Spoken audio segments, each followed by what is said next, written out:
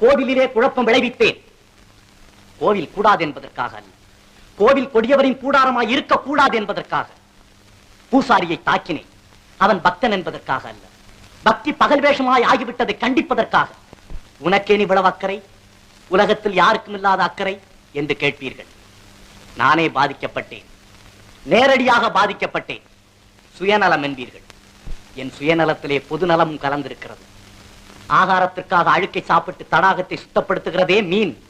அதை போல என்னை குற்றவாளி என்கிறார்களே, இந்த குற்றவாளியின் வாழ்க்கை பாதையிலே கொஞ்ச தூரம் பின்னோக்கி நடந்து பார்த்தால் அவன் கடந்து வந்துள்ள காட்டார்கள் எவ்வளவு என்று கணக்கு பார்க்க முடியும்.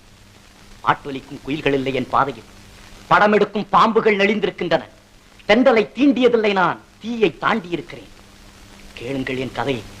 தீர்ப்பு எழுதுவதற்கு முன் தயவு செய்து கேளுங்கள். தமிழ்நாட்டிலே இந்த திருவிடத்திலே பிறந்தவன் நான். பிறக்க ஒரு நாடு, பிழைக்க